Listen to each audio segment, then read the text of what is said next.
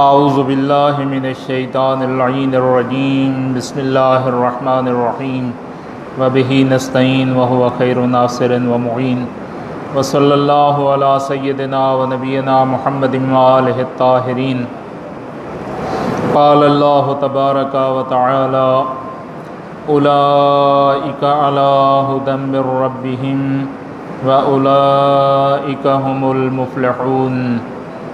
ترجمہ شیخ محسن علی نجفی صاحب کا ہے، یہی لوگ اپنے رب کی طرف سے ہدایت پر قائم ہیں اور یہی فلاح پانے والے ہیں۔ سورہ مبارکہ بقرہ کی پہلی 5 آیات، بلکہ پورا قرآن ہی بہت ظریف ہے۔ یہ ہماری قسمت کہ ہم سمندر میں کتنا غوطہ لگا کر اپنے لیے موتی چن سکتے ہیں، لیکن اس آیہ شریفہ کے اندر بہت ہی گران بہا مطالب موجود ہیں جن کو آپ کی خدمت میں پیش کرنے کی سعادت حاصل کروں گا۔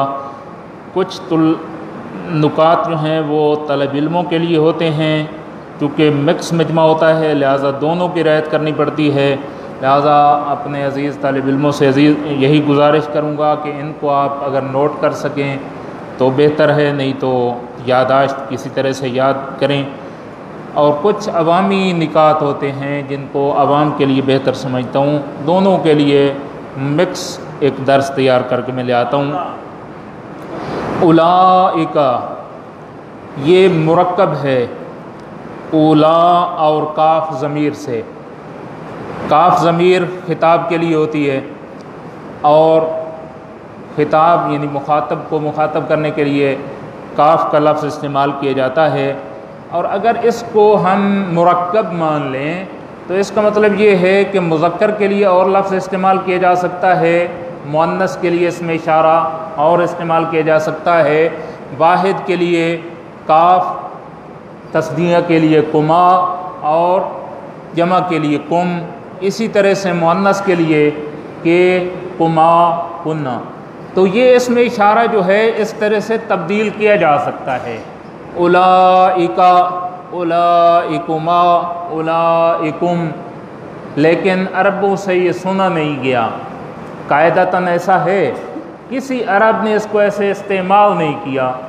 استعمال کرتے وقت جب اس کو استعمال کرتے ہیں تو مذکر اور مؤنث دونوں کے لیے لفظ اولئک استعمال کیا جاتا ہے، لہٰذا قاعدہ یہ اجازت دیتا ہے کہ اس کو تبدیل کر دیا جائے، لیکن سماع جو ہے وہ اجازت نہیں دیتی، عربوں سے سنا نہیں گیا۔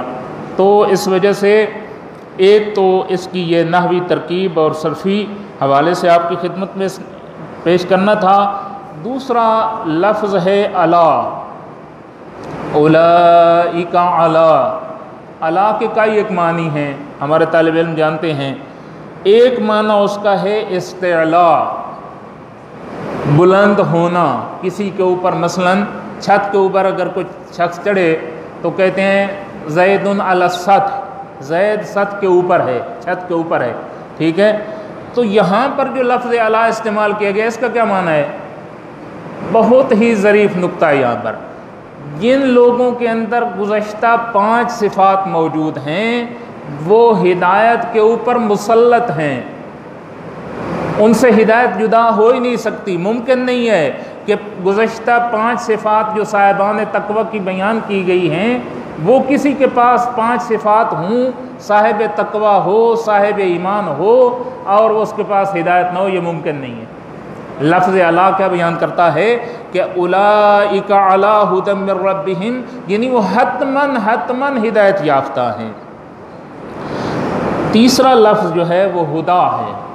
ہدایت کے معنی میں ہے، اس کی 2 قسمیں ہیں۔ ہدایت کی 2 قسمیں، ایک تو یہ ہے کہ خداوند متعال کی توفیق سے ہم تو الحمدللہ، اور اس کے اوپر بھی انسان کو جتنا شکریہ ادا کرنا چاہیے کم ہے کہ ہم شیعہ گھرانوں میں پیدا ہوئے اور شیعہ ہو گئے اور ہمیں کوئی محنت کرنے کی بھی ضرورت نہ پڑی۔ لیکن اگر کوئی کفر سے شیعت کی طرف آئے، اسلام کے بعد شیعت کے اعلیٰ ترین مراتب پر پہنچے، تو اس کو یہ جو ہدایت حاصل ہوئی ہے اس کو ہدایت ابتدائی کہا جاتا ہے۔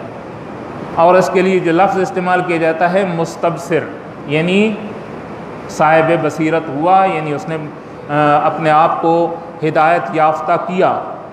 تو ایک تو یہ ہدایت ہے کہ انسان اسلام کو قبول کرے، اسلام کے اعلیٰ مدارج کو قبول کرے، وہ بھی یعنی شیعت کے ایمان کے اعلیٰ ترین درجوں کے اوپر فائز ہو، تو یہ کیا ہے؟ ایک ہدایت ابتدائی ہے۔ پھر اگر انسان شیعہ بن گیا، مومن بن گیا، مومن کے پھر آگے مدارج ہیں، اور یہ مدارج کم ہونے والے نہیں ہیں۔ مثلا ایک درجہ ہے جو عوام کا ہے، ایک علماء کا ہے، ایک فقہا کا ہے، ایک پھر فقہا میں سے جو زاہد ترین فقہا ہیں ان کا ہے، پھر ائمہ اطہار علیہ السلام کا ہے، پھر پیغمبر رحمت صلوات اللہ وسلم علیہ کا ہے۔ یعنی یہ تمام مدارج ہدایت ہیں، اور پھر پیغمبر اکرم کو ہدایت ہوتی ہے کہ قل رب زدنی علما، میری ہدایت میں اضافہ فرما۔ تو یہ سلسلہ ختم ہونے والا نہیں ہے، یعنی یہ ہدایت مسلسل خداوند متعال کی طرف سے ہوتی ہے، اور وہ ہدایت مومنین اس ہدایت کے اوپر کیا ہیں؟ مسلط ہیں۔ من ربہم، چوتھا لفظ کیا ہے؟ من ربہم تھا، جس کو کیا پڑھا جاتا ہے؟ من ربہم۔ اس میں بھی بہت دقیق نقطہ ہے، اور وہ ہے لفظ رب کا استعمال۔ مثلا یہ بھی تو ہو سکتا تھا اولئک علی ھدی من اللہ، اللہ کی ہدایت پر ہیں، لیکن یہاں پر لفظ خداوند متعال نے کون سا استعمال کیا ہے؟ رب کا لفظ استعمال کیا ہے۔ رب کون ہوتا ہے؟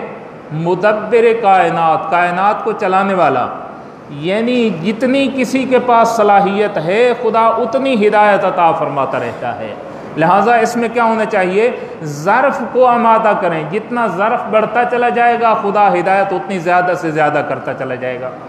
تو لفظ رب کو اللہ تعالیٰ نے استعمال کیا ہے، من القادر، من اللہ، من الرحمن، من الرحیم، ان الفاظ کو استعمال نہیں کیا، تو یہ خود ایک باعظمت لفظ ہے کہ وہ قادر و قدیر، وہ حاکم و حکیم، وہ سب کچھ ہونے کے باوجود ہدایت کے مرحلے میں جب آتا ہے تو اس کو ضرورت کے مطابق ہدایت عطا کرتا ہے۔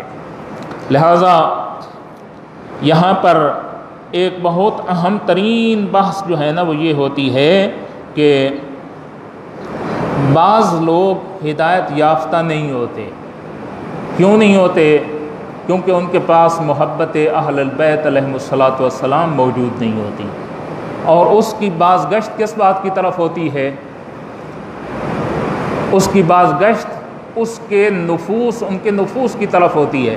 اگر ولادت پاک و پاکیزہ ہو، ظرف پاک و پاکیزہ ہو، تو پھر اس میں محبت اہل بیت کی ہدایت بھی آ جاتی ہے۔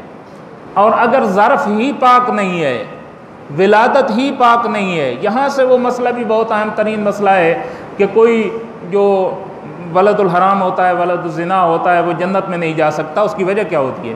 اس کا ظرف پاک نہیں ہے۔ جب ظرف پاک نہیں ہے تو وہ ہدایت یافتہ نہیں ہو سکتا، ممکن نہیں ہے، چونکہ ظرف نجس ہے تو ہدایت نہیں آ سکتی۔ جب ہدایت نہیں آ سکتی تو خود بخود وہ کیا ہو جائے گا؟ جہنمی ہو جائے گا۔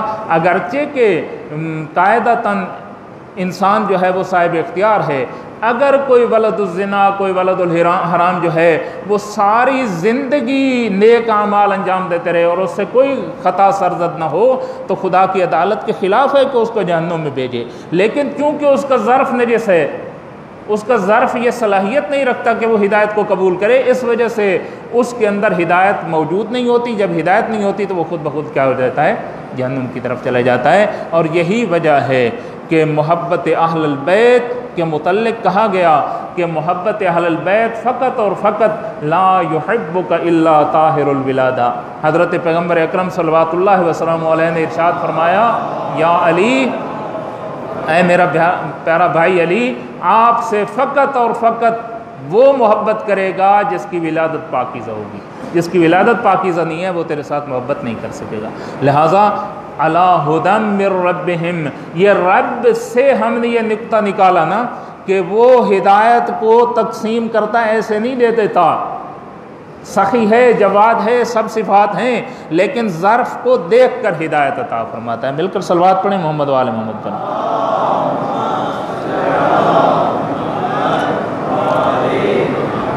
دوسری بات جو اس لفظ ہدایت میں ہے وہ ہے لفظ ہدن۔ لفظ ہدا کیا ہے؟ نکرہ ہے۔ نکرہ عموم پر دلالت کرتا ہے، یعنی خداوند متعال کی ہدایت عام ہے، ہر ایک کے لیے ہے، فقط یہ ہے کہ اس کے پاس یہ صلاحیت ہو کہ وہ خدا کی ہدایت کو قبول کرے، وہ کسی کے سامنے رکاوٹ نہیں بنتا، وہ سب کو عطا کرنے والا ہے۔ لہٰذا یہ ہدایت جو ہے وہ عمومی ہے، ہر ایک کو حاصل ہو سکتی ہے۔ آپ اپنے ظرف کو آمادہ کریں، جتنا ظرف ہوگا اتنی خداوند متعال ہدایت عطا فرما دے گا۔ اور تیسری چیز جو ہے وہ یہ ہے کہ یہ رب کی طرف سے ہے، ہدی من ربہم، اس کی اسناد جو ہے وہ رب کی طرف ہے۔ تو رب کیا ہے؟ رب لا محدود ہے، تو ہدایت بھی کیا ہے؟ لا محدود ہے۔ یہ نہیں ہے کہ مثلا ایک شخص کو قرآن پڑھنے یا ابتدائی کلاس پڑھنے کی صلاحیت دی اور پھر بس اس کے اوپر وہ آگے نہیں بڑھ سکتا، نہیں، آپ جتنا صلاحیت بڑھاتے چلے جائیں گے خداوند متعال اتنا عطا فرماتے چلا جائے گا۔ لہٰذا خداوند متعال کی جو ہدایت ہے وہ انسانوں کے اعتبار سے ہے اور عموم ہے، جتنا انسان اپنے آپ کو آمادہ کرتا چلا جائے گا خدا اتنی ہی ہدایت عطا فرماتا چلے جائے گا۔ پھر دوبارہ لفظ اولئک آ گیا، اولئک علی ھدی من ربہم واولئک ھم المفلحون، دوبارہ اولئک، تو یہ اسی اولئک کی تاکید ہے۔ بعض مفسرین نے، فخر الدین رازی اور بعض دیگر اہل سنت مفسرین نے بھی کہا ہے کہ یہ دوبارہ ہے، یعنی یہ مستانفہ ہے، نہیں، ایسی بات نہیں۔ شیعہ فقہا نے، شیعہ مفسرین نے کہا ہے کہ یہ اسی کی تاکید ہے، یعنی جن کے اندر وہ صلاحیت 5 صفات موجود ہیں، صاحبان تقویٰ ہیں، 5 صفات موجود ہیں، وہی ہیں ہم المفلحون۔ تاکیداً خداوند متعال ارشاد فرماتا ہے فقط وہ نہیں ہے کہ وہ ہدایت یافتہ ہیں، ہدایت کے اوپر مسلط ہیں، نہیں، وہ آخرت تک کامیاب ہیں، ان کی گارنٹی قرآن عطا فرماتا ہے، وہ جنت اور بہشت میں حتماً جائیں گے۔ البتہ یہ ہے کہ اس کے اندر کیا ہونی چاہیے؟ وہ صاحبان تقویٰ کی صفات موجود ہونی چاہیے۔ وہ کون کون سی صفات ہیں؟ نمبر 1، ایمان بالغیب رکھتا ہو۔ نمبر 2، نماز فقط پڑھتا نہ ہو، اہمیت کے ساتھ پڑھتا ہو۔ چلو پڑھ گندے آلے تو ہون زوال ہویا نا، آلے تو اذان ہونا یہ بس پڑھ گندے ہیں، نہیں، گھر میں بھی نماز ہو سکتی ہے، عادات ہو جائے گی، قضا لازم نہیں ہے۔ مسجد میں آ کر پڑھے، اچھا لباس پہن کر آ کر پڑھے، خوشبو لگا کر آ کر پڑھے، جماعت کے ساتھ پڑھے، یہ تمام اہمیت نماز کو دے تو پھر صاحب تقویٰ ہے، اور پھر صاحب تقویٰ ہے تو پھر صاحب ہدایت ہے، اور صاحب ہدایت ہے تو پھر وہ کیا ہے؟ ہم المفلحون کا مصداق ہے۔ انفاق فی سبیل اللہ کرتا ہو، خدا کی راہ میں خرچ کرتا ہو، جو کچھ اللہ تعالیٰ نے عطا کیا ہے وہ اللہ کی راہ میں خرچ کرے۔ چوتھی صفت یہ ہے کہ انبیاء علیہم السلام اپنے نبی کے اوپر بھی اور گزشتہ انبیاء کے اوپر بھی ایمان رکھتا ہو، اور فقط انبیاء کے اوپر ایمان نہ رکھتا ہو بلکہ ان کی آسمانی کتب کے اوپر بھی ایمان رکھتا ہو کہ یہ اللہ تعالیٰ کی طرف سے ہدایت تھی اور اس زمانے کے لیے ہدایت تھیں۔ اب چونکہ ان کے اندر تحریف ہو چکی ہے تو اس معنی میں ہدایت نہیں ہے، البتہ اگر اس کے اصلی مطالب موجود ہیں تو وہ خداوند متعال کی طرف سے ہیں اور ہم اس کے اوپر ایمان رکھتے ہیں۔ اور 5ویں صفت کیا تھی؟ آخرت پر یقین رکھتا ہو، فقط ایمان نہ رکھتا ہو، یقین رکھتا ہو۔ اور کیا فرق ہے یقین کے درمیان اور ایمان کے درمیان؟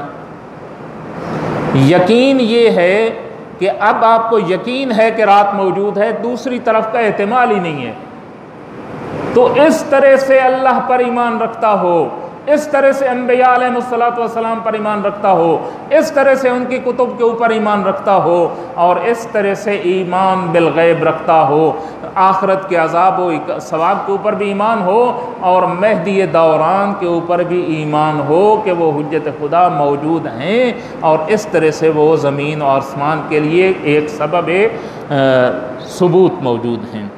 لہٰذا اگر یہ 5 صفات ہیں تو پھر ان کو اللہ تعالیٰ 2 قسم کا صلہ عطا فرماتا ہے، ایک خدا کی ہدایت اور دوسرا فلاح، لہٰذا وہی لوگ کامیاب ہونے والے ہیں۔ اور تیسری چیز جو ان آیات مبارکہ سے حاصل ہوتی ہے وہ یہ ہے کہ ان 5 آیات میں دیکھیں قرآن کی یہی تو ظرافت ہے، یہی تو عظمت ہے۔ اسی لیے تو قرآن 1400 سال سے پکار کر کہتا ہے کہ کوئی میری مثل لے کر آؤ، لیکن کوئی پیش نہیں کر سکا۔ انہی 5 آیات میں پورے اسلام کا نچوڑ پیش کر دیا، اصول دین بھی بیان فرما دیے، فروع دین بھی بیان کر دیے۔ کیسے؟ سب سے پہلے ایمان بالغیب، اللہ کے اوپر ایمان ہو، ایمان بالآخرت ہو، قیامت کے اوپر ایمان ہونا چاہیے، انبیاء اور رسل کے اوپر ایمان ہونا چاہیے۔ اور جب انبیاء اور رسل کے اوپر ایمان ہو جائے گا تو امامت کا خود بخود ایمان آ جائے گا۔ لہٰذا اصول دین کو بھی بیان فرما دیا اور فروع دین کو بھی بیان کر دیا۔ کیسے؟ نماز قائم کرتا ہو، اہمیت کے ساتھ قائم کرتا ہو، اور انفاق فی سبیل اللہ کرتا ہو، زکوٰۃ کو بھی بیان کر دیا۔ پورے اسلام کا خلاصہ 5 آیات میں پیش کر دیا گیا ہے۔ تو اس حوالے سے بھی ان 5 آیات کا جو ہے بہت ایک ظریف نکات اس میں موجود ہیں، اور عظمت خدا جو ہے وہ اس سے ظاہر ہوتی ہے، اور قرآن کی بلاغت اور قرآن کا اعجاز بھی اس سے ظاہر ہوتا ہے۔ اور یہ 5 آیات جو ہیں وہ بے نظیر ہیں اور بے مثل ہیں، ان جیسی کوئی اور نہیں بنائی جا سکتی۔ آخری لفظ اور بہت بڑا اہم لفظ ہے المفلحون۔ مفلحون کا وزن کون سا ہے بھائی؟ مکرمون۔ توجہ ہے باب السر والے؟ ہاں جی، مکرمون کون سا باب ہے؟ باب افعال۔ باب افعال لازم ہے یا متعدی ہے؟ جی، باب افعال متعدی ہوتا ہے، ٹھیک ہے، جس کا مطلب یہ ہے کہ فلاں شخص نے فلاں کا احترام کیا۔ تو اب اس کو ہم لے کر آتے ہیں الافلاح، افعال ہے نا، تو کیا مطلب ہوا؟ فلاں نے فلاں کو کامیاب کیا، اگر لفظی ترجمہ کریں گے تو اب آتے ہیں مفلحون۔ کون کامیاب کرنے والا ہے دنیا میں مومنین کو؟ خود کامیاب نہیں ہو سکتے جب تک کہ توفیق خداوندی نہ ہو۔ اور بڑی بات یہ ہے کہ مفلحون کا معنی ہے کامیابی اور فوز، کامیاب ہونا۔ اس کا لازم کے باب میں اگر اس کو لے جایا جائے تو یہ معنی اس کا حاصل ہی نہیں ہوتا۔ اس کو حتماً متعدی کے باب میں لے جائیں تو تب اس کامیابی کا معنی دیتا ہے۔ صاحبان لغت نے اس کے اوپر واضح طور پر لکھا کہ اگر آپ کامیابی کا معنی لینا چاہتے ہیں تو پھر اس کو کہاں پر لے کر جاؤ؟ باب افعال اور باب تعدی میں لے کر جاؤ۔ اور لازم کیا ہوتا ہے؟ جو فقط فاعل پر ختم ہو جائے، یعنی انسان کامیاب ہوا، ایسے نہیں ہے، انسان کو کامیاب کیا جاتا ہے، یعنی توفیق من اللہ ہوتی ہے تب انسان جا کر کامیاب ہوتا ہے، خود بخود کامیاب نہیں ہو سکتا۔ تو جب یہ بات ہے تو پھر اس کے لازم کا کیا معنی ہے؟ سوال پیدا ہو سکتا ہے نا۔ آپ نے تو ہمیں اس سے بتا دیا کہ افلاح یعنی متعدی، یعنی کسی نے متقین کو کامیاب کیا، تو لازم کا کیا معنی ہے؟ لازم کے باب میں اگر اس کو لے جائیں نا، فلاح کا معنی ہوتا ہے شکا، پھاڑنا، چیرنا۔ اسی لیے ضرب المثل بھی ایک استعمال ہوتی ہے عربوں میں، اور وہ یہ ہے ان الحدید بالحدید یفلح، لوہا لوہے کو کاٹتا ہے۔ تو اس کا مطلب یہ ہوا کہ وہاں پر اگر استعمال کریں گے، لازم کے باب میں استعمال کریں گے تو اس کا معنی کیا ہوگا؟ کاٹنا۔ اور اگر اس کو متعدی کے باب میں لے جائیں گے تو پھر کیا ہوگا؟ کامیابی۔ تو خداوند متعال نے لفظ مفلحون کو استعمال کیا ہے، متعدی کا لفظ استعمال کیا ہے، یعنی اے متقیو جن کے اندر 5 صفات موجود ہیں، جو ہدایت پر کامیاب ہیں، ہدایت کے اوپر مسلط ہیں، اگر میری توفیق نہ ہو تو تم کامیاب نہیں ہو سکتے، میری طرف سے توفیق ملے گی تو کامیابی ہوگی۔ مطلب یہ ہوا، لیکن ایک طریقے سے میں نے اس کو جمع کرنے کی کوشش کی ہے، خدا کرے کہ شاید یہ آپ کو پسند بھی آ جائے، کہ جب انسان کے اوپر مشکلات آتی ہیں اور مشکلات کو وہ کاٹ دیتا ہے، دور کر دیتا ہے، تو اس کو کیا کہا جاتا ہے؟ کہ فلاں شخص کامیاب ہو گیا ہے۔ مشکلات کو ہٹانے کے بعد کیا ہوتا ہے؟ کامیاب ہوتا ہے۔ تو اسی طرح سے جب ایمان کے راستے میں، تقوی کے راستے میں مشکلات آ رہی ہوں اور انسان کوشش کر کے ان مشکلات کو ہٹا دے اور خداوند متعال کی طرف سے توفیق مل جائے، تو اس کو فارسی میں کہا جاتا ہے از تو حرکت از خدا برکت۔ حرکت تو کر، کوشش تو کر، خدا اس کے اندر برکت ڈال دے گا۔ نہیں، کوشش انسان کو خود کو کرنی چاہیے اور پھر توفیق خداوند متعال کی طرف سے ہوگی تو انسان کیا ہو جائے گا؟ مفلحون کا مصداق بن جائے گا۔ توجہ ہے، مل کر صلوات پڑھیں محمد وآل محمد پر۔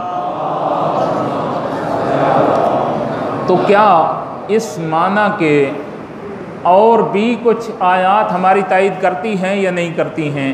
قرآن میں لفظ مفلحون 12 مرتبہ استعمال ہوا ہے اور ہر مقام پر اسی معنی میں استعمال ہوا ہے کہ وہ متعدی استعمال ہوا ہے، کبھی لازم استعمال نہیں ہوا۔ یعنی انسان کو کامیاب کرنے کے لیے خداوند متعال کی توفیق جو ہے وہ حتماً شامل حال ہے۔ لہٰذا پہلی مرتبہ جب قرآن میں یہ لفظ مفلحون استعمال ہوا تو وہ کہاں پر ہوا ہے؟ سب سے پہلے اسی سورہ بقرہ میں استعمال ہوا ہے، اولئک علی ھدی من ربہم وَأُولَئِكَ هُمُ الْمُفْلِحُونَ۔ دوسرا سورہ آل عمران آیت نمبر 104، ارشاد رب العزت ہے وَلْتَكُمْ مِنْكُمْ أُمَّةٌ يَدْعُونَ إِلَى الْخَيْرِ، آپ میں سے ایک ایسی قوم ہونی چاہیے جو اچھائی کی طرف دعوت دے۔ یہ قرآن کا حکم ہے کہ امر بالمعروف کرو، جیسے نماز واجب ہے ویسے ہی امر بالمعروف واجب ہے، جس کو آج کل کی ہماری شیعہ عوام نے فقط مولویوں کے ذمہ لگا دیا ہے۔ یہ ہر ایک کا فریضہ ہے، جیسے نماز واجب ہے ویسے ہی امر بالمعروف واجب ہے۔ وَيَأْمُرُونَ بِالْمَعْرُوفِ وَيَنْهَوْنَ عَنِ الْمُنْكَرِ، وہ اچھائی کا حکم دیتے ہیں، برائی سے روکتے ہیں۔ وَأُولَئِكَ هُمُ الْمُفْلِحُونَ، جو یہ کام کرتے ہیں وہی کامیاب ہونے والے ہیں، جو یہ کام نہیں کرتے وہ کامیاب ہونے والے نہیں ہیں۔ تیسرا مورد والوزن یومئذ الحق فمن ثقلت موازینہ فاولئک هم المفلحون، اور قیامت کے دن میزان حق ہے، اعمال کا تولا جانا حق ہے، پس جس کے اعمال وزنی ہوں گے وہی کامیاب ہوں گے۔ اور اعمال کب وزنی ہوں گے؟ جب انسان کوشش کرے گا اور پھر خدا کی طرف سے افلاح ہوگا، کامیابی ملے گی تو وہ کیا ہو جائیں گے؟ کامیاب ہو جائیں گے۔